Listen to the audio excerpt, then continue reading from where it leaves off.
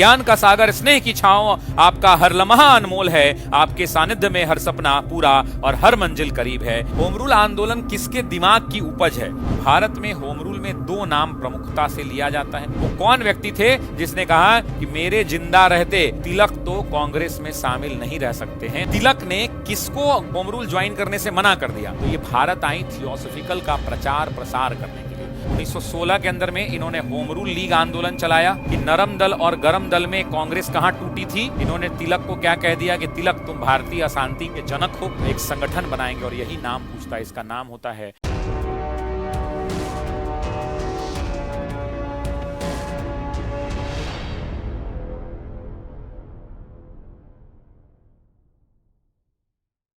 अच्छा, आप सब लोगों की जिम्मेदारी है कि ऑफिसर्स एकेडमी ने बिहार पुलिस का ना एक 51 रुपए में बैच लॉन्च कर दिया है। तो जो भी आपके गांव में 12वीं पास लड़के हैं जो बिहार पुलिस की तैयारी करते हैं, उनको बता दीजिएगा कि हमने एक टारगेट बैच लॉन्च किया है, जिस बैच का उद्देश्य बिहार पुलिस की संपूर्ण तैयारी है।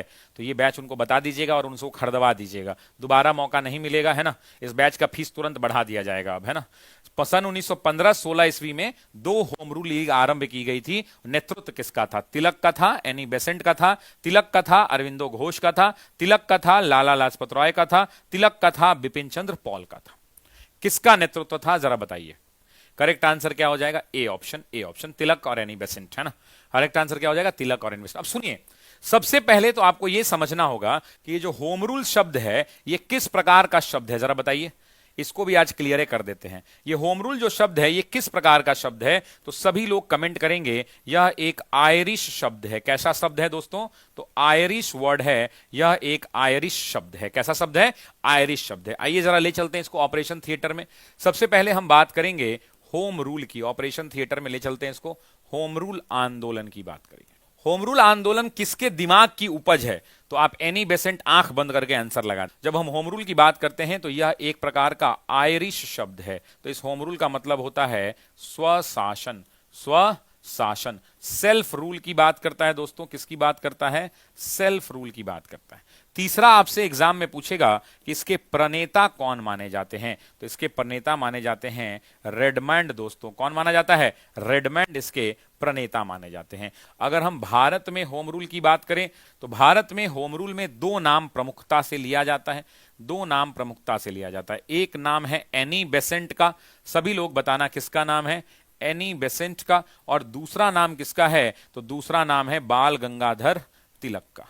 एनी बेसेंट की जब हम बात करते हैं दोस्तों, एनी बेसेंट तो ये भारत में इसकी शुरुआत करते हैं। लेकिन तिलक की कहानी क्या है? आपको पता है कि बाल गंगाधर तिलक 1908 में जेल भेजे गए और 1908 से 1914 तक कहां रहे थे? एग्जाम में पूछेगा किस जेल में रहे? तो मांडले जेल में रहे दोस्तों, मांडले जेल में। मांडले जेल कहां पे है? तो वर्मा में है। वर्मा आप किसको कहते हैं आज के डेट में? तो आप म्यांमार को कहते हैं। किसको कहते हैं दोस्तों? आप म्यांमार को वर्मा कहते हैं। जब ये जेल से छूटे तो कांग्रेस को ये ज्वाइन करना चाहते थे, लेकिन इनकी ज्वाइनिंग रोक दी गई। ऐसे 2 व्यक्ति का नाम बताइए जिन 2 व्यक्तियों ने कहा कि मेरे जिंदा रहते तो कभी भी तिलक जो है कांग्रेस में शामिल नहीं हो सकते हैं। वो कौन व्यक्ति थे? वो कौन व्यक्ति थे जिसने कहा कि मेरे जिंदा रहते तिलक तो कांग्रेस में शामिल नहीं रह सकते हैं, नहीं हो सकते? और जानते हैं उनके जिंदा रहते शामिल भी नहीं हुए जब तक वो लोग मरे नहीं। और मजे की बात यह है कि दोनों मर गया 1915 में।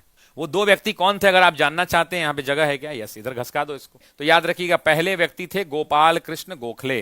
गोपाल कृष्ण गोखले। इसीलिए टीआरई 2 में एग्जाम में पूछा था कि किसके सदस्यों को तिलक ने होम रूल में ज्वाइन करने से मना कर दिया था। तो जानते हैं गुस्सा में तिलक गोपाल कृष्ण गोखले का था ना, servant of India society. Exam में टीआरई 2 का क्वेश्चन भी है, टीआरई 3 में भी पूछा। भारतीय सेवक मंडल की स्थापना किसने की थी? एग्जाम का क्वेश्चन है, यही वाला क्वेश्चन था एग्जाम में टीआरई 3 में भी।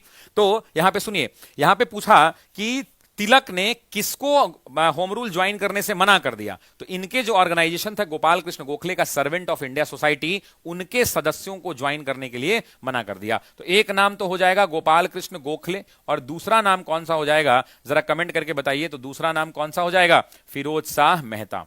कौन हो जाएगा? फिरोज शाह मेहता। इन्होंने कहा कि मेरे दोनों के जीते जी तो ये संभव नहीं है, ये संभव नहीं है। अच्छा, इनके बारे में बात कर लेते हैं भाई। ये एनी बेसेंट हैं कौन, जरा बताइए तो पहले। Who is Annie Besant? कहां जन्म हुआ इनका? किस मूल की महिला थी? क्या मामला है भाई? भारत का है, आ गई एनी बेसेंट। काहे भारत आ गई एनी बेसेंट, जरा बताना मुझे। अच्छा आइए तो जरा एनी बेसेंट को ले चलते हैं ऑपरेशन थिएटर में, इनका भी लगा देते हैं थर्मामीटर। आइए तो जरा, तो अगर एनी बेसेंट की बात करते हैं तो एनी बेसेंट का जन्म दोस्तों 1847 में हुआ। कहां हुआ? तो स्कॉटलैंड में हुआ। स्कॉटलैंड में इनका जन्म हुआ। ये किस मूल की महिला थी? तो याद रखिएगा ये आयरिश मूल की महिला थी। आयरिश मूल कहने का मतलब है कि इनके बाप दादा कहां के हैं? तो इनके बाप दादा आयरलैंड के हैं। इनके बाप दादा कहां के हैं? आयरलैंड के हैं। समझ में आई बात? इनकी शिक्षा दीक्षा पढ़ाई लिखाई ये रही कहां पे? तो ये ब्रिटेन में रही। लेकिन भैया ब्रिटेन से ही अचानक क्या हुआ? कूद के आ गई। रात में नींद आया कि भारत चलना चाहिए? नहीं, मामला फंसा एक जगह। एक व्यक्ति थे जिनका नाम था स्वामी विवेकानंद। याद है? एक धर्म संसद हुआ था 1893 में। 1893 के अंदर में शिकागो में धर्म संसद हुआ था। याद है सभी लोगों को? इसी धर्म संसद में इनकी मुलाकात हुई थी। किससे? स्वामी विवेकानंद से। जब उनसे बातचीत की ना, तो बातचीत के बाद इनको लगा कि नहीं नहीं यार, भारत चलना चाहिए। और तब जाकर ये उसी समय फैसला कर ली कि no no, yes yes I will go with you mister. और 1893 में ये भारत आई। अच्छा, भारत क्यों आई? भारत आने के पीछे इसका उद्देश्य क्या था, यह भी जानना है आपको। उद्देश्य यह था कि ये थियोसॉफिकल सोसाइटी की मेंबर हुआ करती थी। तो ये भारत आई थियोसॉफिकल का प्रचार प्रसार करने के लिए। अब आपके मन में एक सवाल उठ रहा होगा कि सर ये थियोसॉफिकल बड़ी दिन से सुनते हैं सर, ये है क्या सर?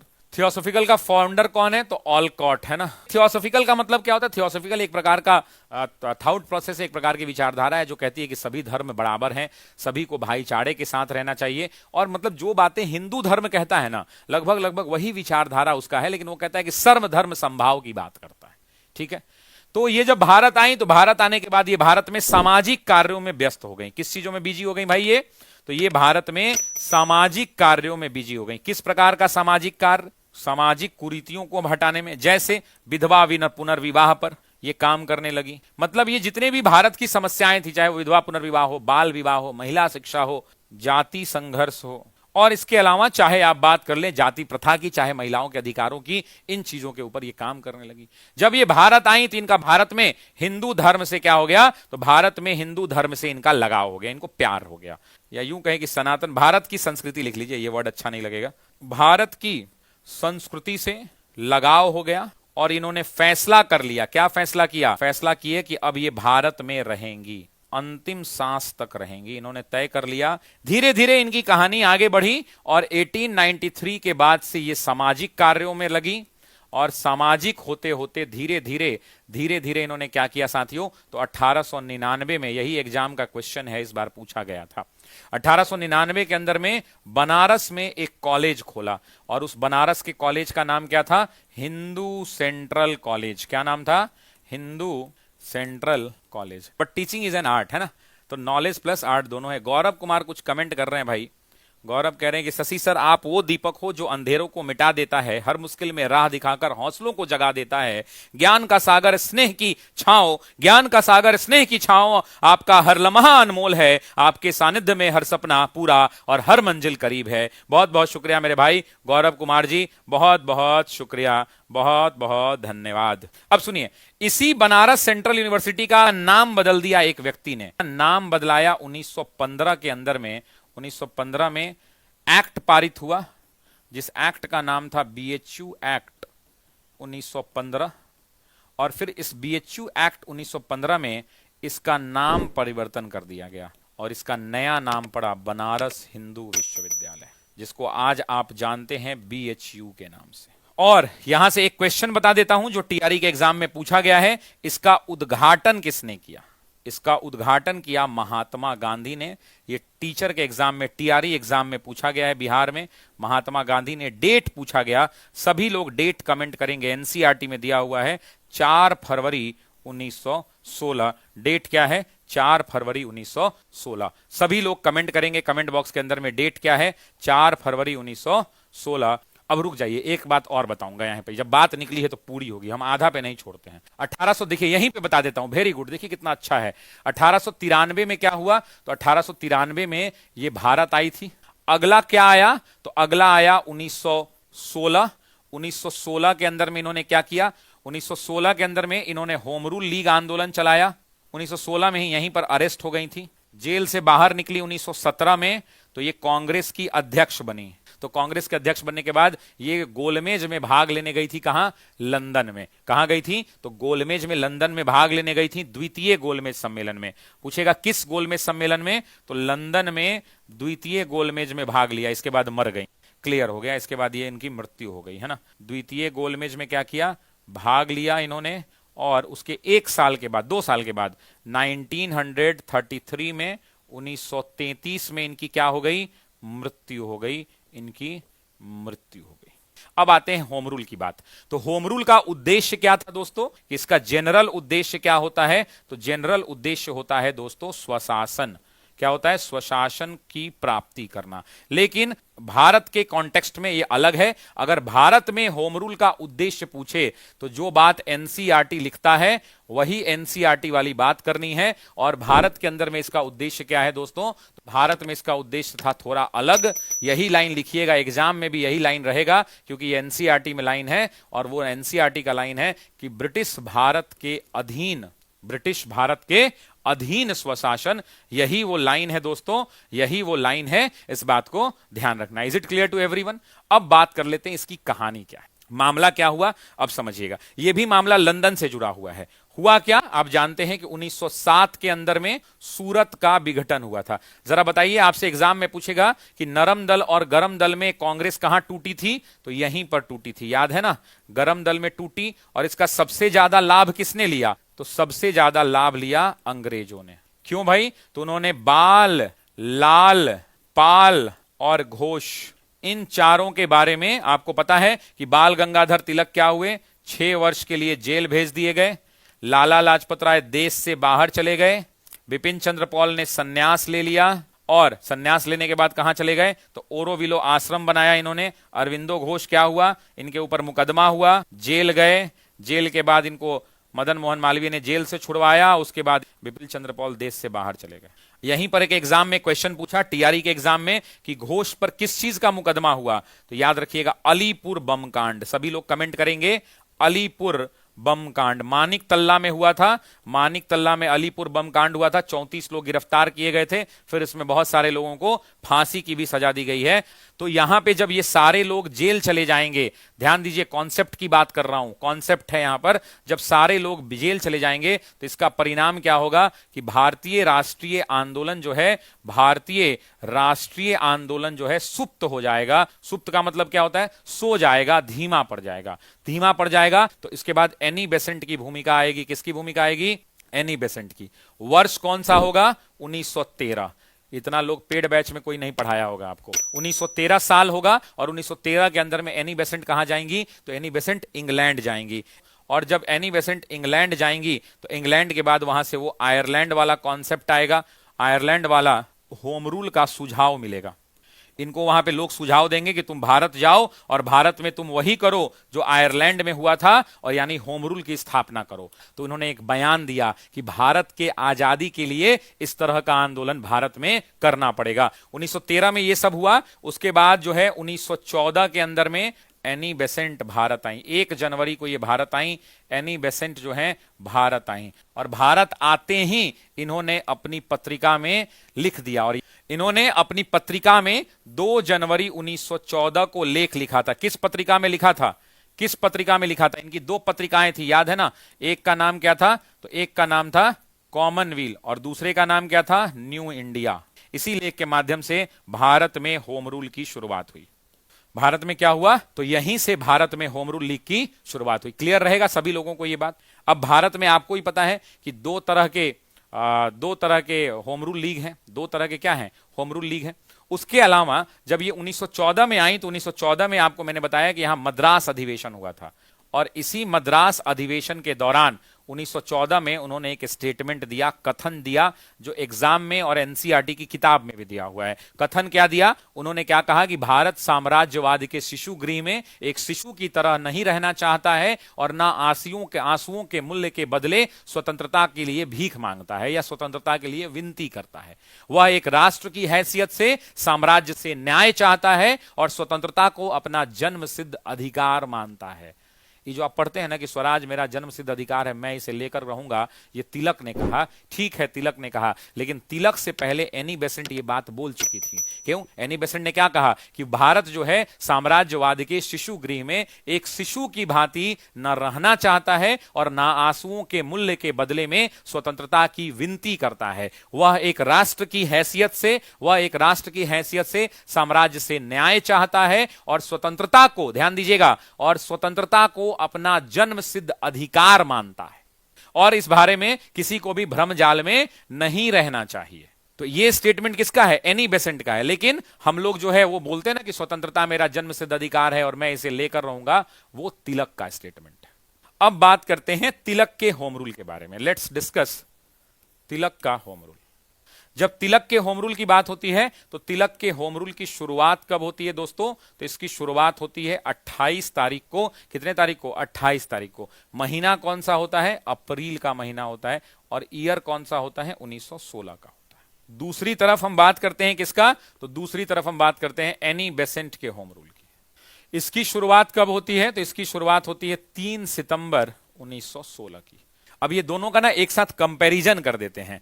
इसका जो है मुख्यालय आपसे पूछेगा कहां है। इसका हेडक्वार्टर था साथियों पूना। हालांकि इसकी शुरुआत कहां से हुई थी? तो शुरुआत हुई थी बेलगाम से, और बेलगाम कहां है? तो बेलगाम कर्नाटक में है। ठीक है, अब इसकी बात कर लेते हैं। तो इसका हेडक्वार्टर कहां था? मद्रास के अंदर में था। और मद्रास में भी कहां था जरा बताइए? अगर आपसे पूछ दे कि मद्रास में भी कहां था, तो अडेयार में हुआ करता था। कहां हुआ करता था? अडेयार के अंदर में। तीसरा आपसे पूछा जाएगा कि शुरुआत हो गई, हेडक्वार्टर हो गया, अब पूछा जाएगा कि इसके अध्यक्ष कौन बने, फिर पूछा जाएगा कि इसके सचिव कौन बने। ये दो। तो इसके अध्यक्ष बने जोसेफ बैपिस्टा, यही नाम एग्जाम में आया था। क्या नाम है? जोसेफ बैपिस्टा बने। इसके सचिव कौन बने? एनसी केलकर बने। कौन बने? एनसी केलकर बने। तो इसके अध्यक्ष कौन बने? तो इसके अध्यक्ष स्वयं एनी बेसेंट बनी। और इसके सचिव कौन बने? तो जॉर्ज अरुंडेल बने। याद है ना जॉर्ज अरुंडेल? बंगाल विभाजन के बाद इन्हीं की अध्यक्षता में कमेटी बनी थी जो रद्द करने की बात की थी। ठीक है, नेक्स्ट। अब ये अध्यक्ष हो गया, सचिव हो गया। अब बात करते हैं कि इनका क्षेत्र कहां हुआ करता था, सदस्यों की संख्या कितनी थी। अगर सदस्य की बात करें तो इनके सदस्य थे 32,000 प्लस। ठीक है, इनका प्रचार प्रसार का तरीका बात करें तो इनकी 2 पत्रिकाएं थी, केसरी और मराठा। तो इनकी सदस्यों की संख्या 27,000 प्लस। कितनी शाखाएं? तो 200 प्लस शाखाएं। इनके प्रचार प्रसार का तरीका, तो इनकी मैगजीन हुआ करती थी कौन सी? कॉमनवील। और कॉमनवील के साथ कौन सी? तो याद रखना न्यू इंडिया। नेक्स्ट आइए, इनका क्षेत्र कहां पर? इनका क्षेत्र 4 इलाका, याद है ना, मैप में पढ़ाया है। पहला जो इलाका है महाराष्ट्र, यही एग्जाम में सवाल आता है।